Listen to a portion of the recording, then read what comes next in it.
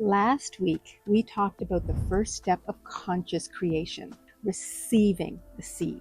Ideas are everywhere, but most people dismiss them before they even give them a chance to grow. So today, we're moving into step 2, becoming the person, not by pretending, not by forcing yourself to be someone you're not, but by making one decision that changes the way you see yourself. And next week, we'll finish the series with step 3, which is allowing. Because once you've received the seed and become the person, life has a way of bringing opportunities you've never noticed before. But today, let's talk about identity. Become the person. Have you ever noticed that two people can be given exactly the same opportunity and one sees possibility while the other sees risk? The opportunity didn't change, the person did. Most of us believe that if we work hard enough, if we learn enough, or become confident enough, our life will eventually change. But what if we've been looking at it in the wrong direction? What if your life isn't responding to what you do? What if it's responding to who you believe yourself to be? I used to think that making a decision meant deciding what I was going to do. I'll start Monday. I will work harder. I'll stay motivated. I'll finally become disciplined. But motivation comes and goes. It depends on how we feel, and feelings change. A real decision is something much deeper. A real decision is deciding who you are. Because once identity changes, behavior follows naturally. Imagine you've been standing at the bottom of a mountain. At the top is the life you've always wanted. One person says, "I hope that I can make it." And another says, "I am a mountain climber." Both begin walking. Who keeps going when the path becomes steep? The climber. Not because they're stronger, because that's who they believe they are. Identity determines endurance. Neville Goddard often spoke about living from the end. For years, I misunderstood that. I thought it meant pretending, smiling when I didn't feel like smiling, acting successful, trying to convince myself. But that's exhausting. And I don't believe Neville was asking us to pretend. I believe he was inviting us to make a decision about who we are, not someday, but today. You know, when I was a little girl, I was told that I was a slow learner. And for years, that became part of my identity. And I wasn't someone who struggled with reading.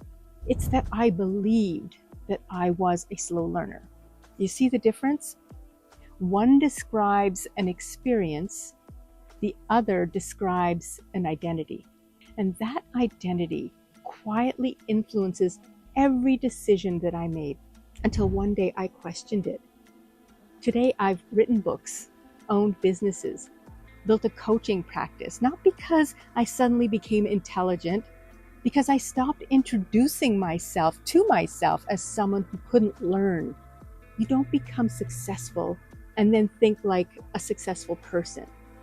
You begin thinking differently, and eventually your life catches up. You don't become confident and then act confidently. You begin seeing yourself as someone who belongs, and your behavior slowly follows. Identity always comes first. So let's make this practice for today, for the next 7 days. I'd like you to carry one sentence with you. Whenever you catch yourself saying, "I can't," or "I've never," or "I'm not," pause. Now ask yourself, who would I need to believe I am for this to feel possible? And write down the answer. Maybe it's, I am someone who finishes what I start. I am a creator. I am someone who trusts myself. I am worthy of being seen. Don't repeat it 100 times. Instead, look for one opportunity today to act as that person would act. One phone call, one conversation, one decision, one courageous step. Identity grows evidence, not repetition alone. So before you leave today, I'd like you to ask yourself 3 questions. What became clear to me today? What can I practice today? Who do I choose to become because of this awareness? Because here's what I've discovered. Life doesn't ask us, what do you want? It quietly asks, who are you becoming? And when you answer that question, your decisions begin to change. Your habits begin to change. Your relationships begin to change until one day your life simply becomes a reflection of the person you've chosen to be.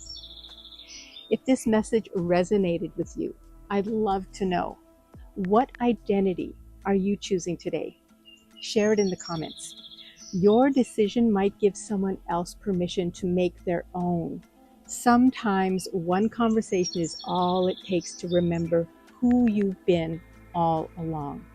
So until next time, become the person. Trust the process and remember who you are.